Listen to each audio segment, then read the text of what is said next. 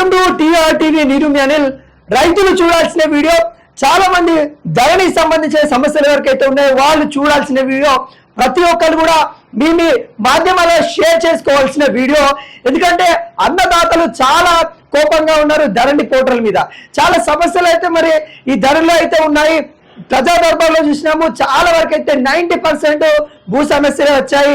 అదేవిధంగా కలెక్టర్ ఆఫీసులలో కూడా చాలా కంప్లైంట్ మరి భూముల మీదనే రావడం, అదేవిధంగా ఎంఆర్ఓ ఆఫీస్ లో కూడా చూసాము, చాలా వరకు కూడా ధరణి పోర్టల్ మీద చాలా కంప్లైంట్ వస్తా ఉన్నాయి. ఏదైతే గత గవర్నమెంట్ అంటే బీఆర్ఎస్ గవర్నమెంట్ కేసీఆర్ హయాంలో ధరణి పోర్టల్ అయితే తీసుకొని వచ్చారు. డిజిటల్ ఇండియా భాగంలోనైతే మరి భూమిని మొత్తం డిజిటలైజ్ చేయాలి, ఏదున్నా కానీ ఆన్లైన్ లో చూసుకునే విధంగా మరి డిజిటల్ తీసుకొని రావాలనే నేపథ్యంలో ధరణి పోర్టల్ సీఎం గతంలో వచ్చిన సీఎం మాజీ సీఎం ఇప్పుడైతే కేసీఆర్ గారు అయితే తీసుకొని అయితే రావడం అయితే జరిగింది. దానిలో చాలా అవకతవకలు కూడా జరిగాయి. అవి సంబంధించిన ధరణికి సంబంధించిన లావాదేవీలు కానీ ఒక ప్రైవేట్ కంపెనీ చూసుకుంటా ఉంది. టెర్రస్ అనే కంపెనీ అయితే మరి చూసుకుంటా ఉంది. ఆ కంపెనీకి సంబంధించిన లావాదేవీలు కానీ అంటే ధరణికి సంబంధించిన లావాదేవీలు కానీ సమస్యలు కానీ రెక్టిఫై చేయడానికి ఆ కంపెనీ అయితే చూసుకుంటా ఉంది. ఒక ప్రైవేట్ సంస్థకి ఇవ్వడము, అక్కడ చాలా తప్పిదాలు జరిగినా కానీ ఆ సంస్థ ఎప్పటికి కూడా చాలా నెమ్మదిగా పనిచేసే దాఖలాలు కనబడతా ఉన్నాయి. రైతన్నలు చాలా విధంగా ధరణి తీసుకొచ్చిన తర్వాత ఏవైతే సమస్యలు ఉన్నాయో వాటి మీద చాలా మంది రోడ్డెక్కిర్రు. ఏదైతే ధర్నాలు కూడా ధర్నాలు చేశారు కూడా. ఈ ధరణి తీసుకొని వచ్చేసి ఒకరికి 5 ఎకరాలు ఉంటే ఈ ధరణిలో 4 ఎకరాలు చూపించడము, 3.5 ఎకరాలు చూపించడము, 4 ఎకరాల 20 గుంటలు చూపించడము, కొంత భూమి తక్కువ చూపించడం అయితే జరిగింది.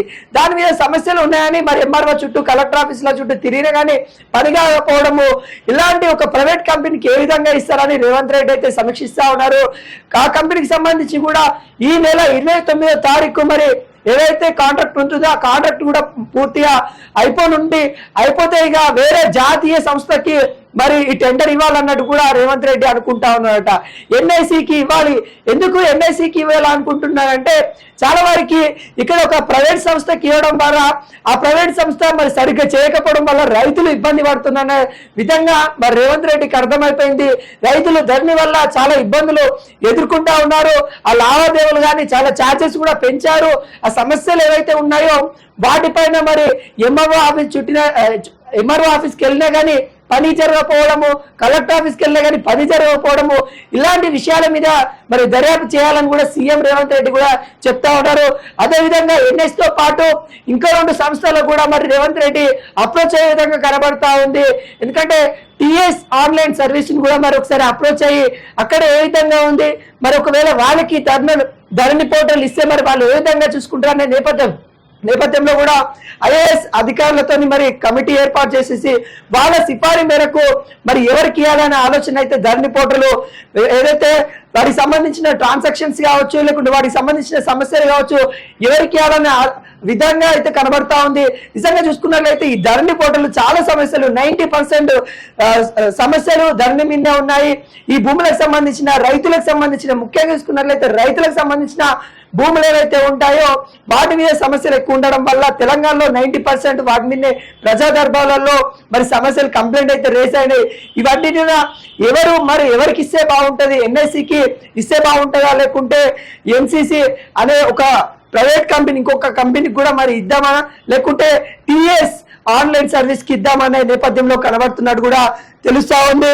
ఇంకోటి ఏంటంటే ఈ ఎన్ఐసి కంపెనీ ఏదైతే ఉందో దానికి సంబంధించిన అధికారులతో కూడా రేవంత్ రెడ్డి మాట్లాడుతూ ఉన్నారు. రేవంత్ రెడ్డి కూడా అక్కడ ఉన్న అధికారులతో కూడా ఐఏఎస్ బృందాన్ని కూడా మరి వాళ్ళకి పంపినట్టు కూడా తెలుస్తా ఉంది. ఇప్పటికే పలు రాష్ట్రాలలో ఎన్ఎస్సి భూములకు సంబంధించిన రికార్డులు కానీ భూములకు సంబంధించిన లావాదేవీలు కానీ చూసుకుంటా ఉంది. అదేవిధంగా మన రాష్ట్రాన్ని కూడా చూసుకోవాలి. మన రాష్ట్రానికి సంబంధించిన బాధ్యతలు కానీ కాంట్రాక్ట్ కానీ ఎన్ఎస్కి ఇద్దాము.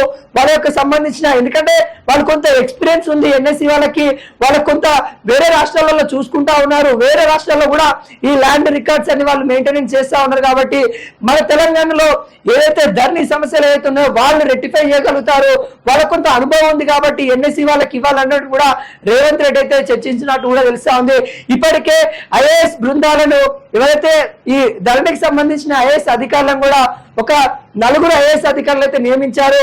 వాళ్ళను మరి ఈ ఐఏఎస్ ఎవరైతే ఉన్నారో వాళ్ళని ఎన్ఎస్సికి సంబంధించిన అధికారులతో మాట్లాడి వాళ్ళ దగ్గరికి వెళ్ళి మరి తెలంగాణలో ధరణి పోర్టల్ మీకు ఇవ్వాలనుకుంటా ఉన్నాము, మీకు కాంట్రాక్ట్ ఇవ్వాలనుకుంటా ఉన్నాము, మరి మీరు తీసుకుంటారా, తెలంగాణకు సంబంధించిన ఇన్ని సమస్యలు ఉన్నాయని కూడా వాళ్ళు చెప్పే ప్రయత్నం చేస్తామన్నట్టు కూడా తెలుస్తా ఉంది.